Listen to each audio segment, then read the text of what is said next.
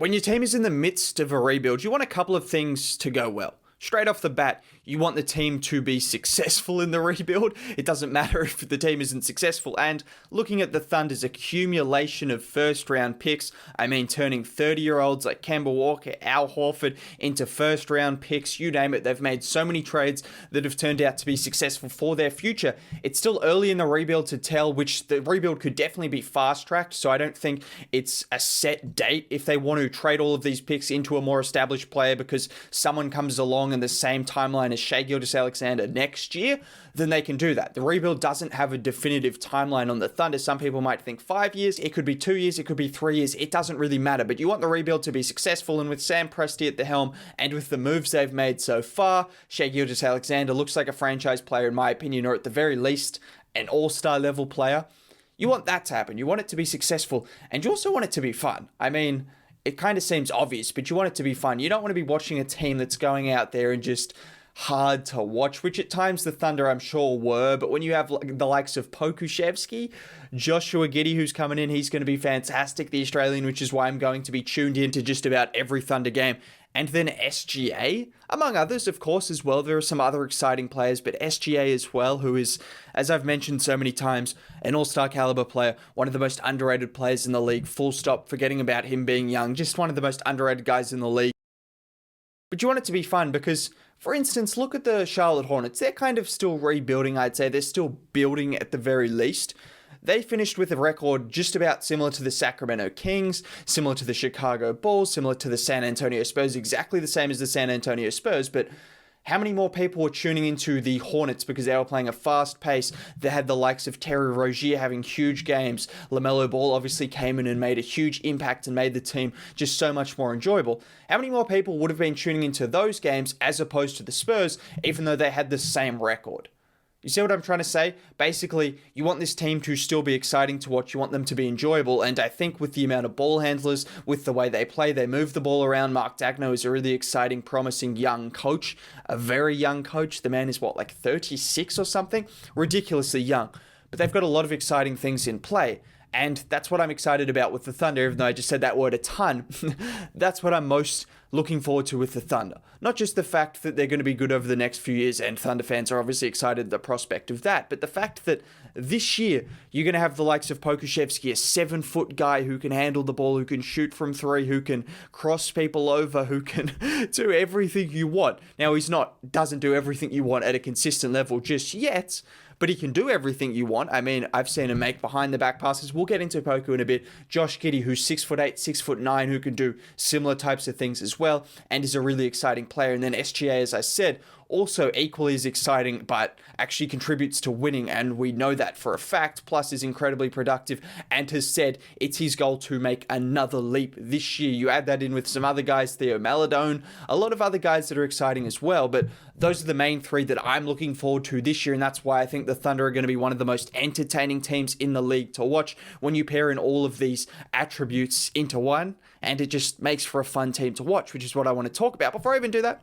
if you could drop a like on the video, that would be much appreciated. Subscribe to the channel if you're new, that would be cool. I make content like this every single day, just about. Going to make a lot of Thunder content, as I said, because Josh Giddey is a Thunder player, and we're going to be keeping up to date with his progress. But just starting off, I don't believe this Thunder team will be as bad as some people anticipate. I think a few people are probably underselling what SGA can do for this team. Even Josh Giddey, I know it was in a different league, the NBL. Make of it what you will, but when he missed games in the NBL, his team suffered, and when he was playing, they were more successful. So he's already proven that he is a winning player. He's someone that can impact winning. He's putting up triple-doubles in a professional league. Who else was putting up triple-doubles in a professional league? I'm not comparing the two, but there are some similarities in terms of tall point guards that have incredible vision and guys that have already proven to make winning impacts on a team at a professional level. So Josh Giddey has done that. He's already proven that. And SGA, I mean, the Thunder's record was 16-19 when he played. Do the maths for when he didn't play. It was dreadful. They had the worst net rating in like years, maybe ever. I'm pretty sure the last 25 games of the season or whatever, when they just threw in the towel. SGA, I know he was injured, but a few other guys just missed with some minor things. They were looking for that pick, and I do not blame them, as was every other team around them. They didn't quite get the pick they would have hoped for, but they got Josh Giddey. So, I mean, you're lucky. you're lucky. Consider yourselves lucky. It's a blessing in disguise. It's a blessing in disguise. I can guarantee that. Joshua Giddey is going to be fantastic. And I think just getting back to my original point, as I said, when Shea did play last year, which the numbers maybe are a little bit skewed because a couple of those games were really not fluky wins, but they were tight wins and wins that maybe you don't get every single season. SGA took over a couple of games. I remember against Memphis. I remember against the Chicago Bulls. They had a really huge comeback win. There were some things that maybe doesn't happen next year, but still you're going to be competitive. You're going to be a team that wins games, and it wouldn't surprise me if they are in the play-in mix.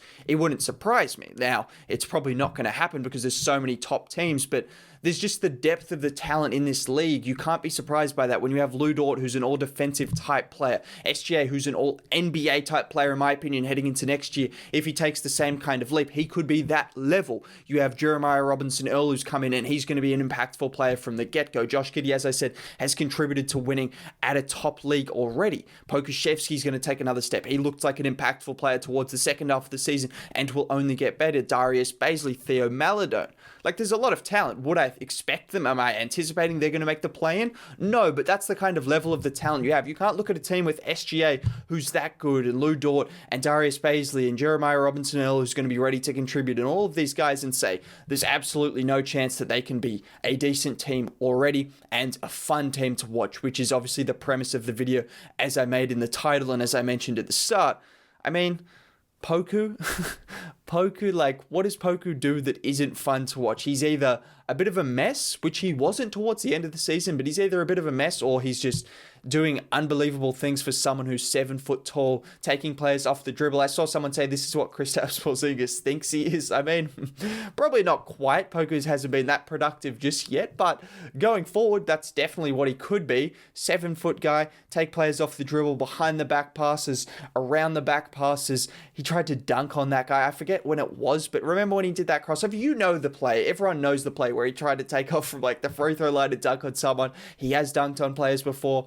He surprises you. Well, he doesn't surprise you anymore because it's just Poku kind of things. But, I mean, Poku he's must watch. He's must watch for one reason or another. And I'm picking the good reason this year because second half of the season, his numbers still weren't amazing, but 37% from the field, 32% from three. He was starting to become more productive, and I can see him just elevating himself alongside more ball handlers like Giddey, SGA taking another step, Jeremiah Robinson-Earl looking good, and other guys in Summer League that I should mention as well while I'm talking about it. Aaron Wiggins was impressive. Trey Mann was impressive. Theo Maledon looks like he might have taken another step. I'm impressed with him, and I think he's one of the most underrated rookies from last year. A second-round pick, a steal. He's just going to be fantastic. He's already seems to be just a veteran kind of guy. Similar to Robinson-Earl, they just seem to be veteran kind of guys already. Robinson-Earl came out of Villanova, which you've got the likes of Sadiq Bey, Mikal Bridges, Jalen Brunson, just off the top of my head, that have come out of Villanova and been ready to play. So you get the kind of mold he's going to be in. You saw in Summer League what kind of guy he is. He's already going to contribute to winning and make the team better from the day dot.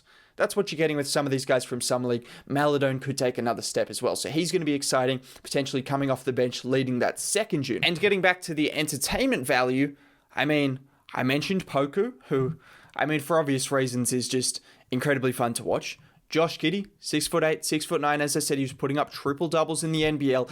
He makes some crazy passes as well. Yeah, he makes some crazy passes as well. And he'll surprise you with the odd dunk, a couple of dunks where not really a poster, but he'll come off his screen like you saw in his first play of Summer League, which obviously I was incredibly disappointed that he missed the rest of the Summer League, but I think it was just precautionary. I'd imagine it just seems like it was a rolled ankle and they didn't want to risk it, which is perfectly fine. We'll see him in preseason, and hopefully he gets enough reps in there to start going forward. He has played professionally. He was successful professionally, so we have to remember he's not your average rookie coming in and is going to be completely foreign to him. He knows how to play against professionals. Keep that in mind. So I expect him to be starting level, maybe, or at least ready to play 25 to 30 minutes a night, even if he doesn't get that Summer League experience into him. He's going to be entertaining. He's going to hit you with a couple of step-back threes. His three-point shot has been said that it's a real weakness, but I looked at the numbers. The last 20 games of the NBL season, he shot at about 34% from three. I did it in the other video, but it was relatively decent for the last 20 games of the season. It was actually after he hit his first three, which took him a while to get over that hurdle. After he hit his first three, decent. He was decent from that point onwards. It just took him a while to hit that, and after that, he was off and going. So I think he'll be fine from three. He's going to make some flashy plays. He's going to make some great decisions. He's going to take some pressure off SGA, who is also someone we have to talk about. Lou Dort as well. I mean, do you want to see him defend multiple positions, get up in the face of LeBron James, get up in the face of James Harden?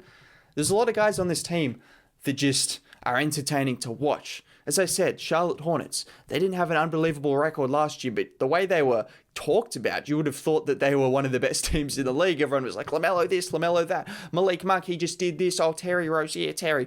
The commentators definitely help that as well. It helps the case that they're just unbelievable, ridiculous hype, man. They hype them up. But still, you could see the OKC Thunder with a similar path, with a lot of ball handlers, with Poku posters and SGA dropping 40 a game, which SGA, in terms of looking forward to next year, he could easily be averaging 27 to 28. I mean, he did an efficient 23 in his first year as a first option, which I mention it all the time. It doesn't get talked about enough. How efficient he was, how he took that leap in every single aspect of the game. He got better. He didn't sacrifice anything.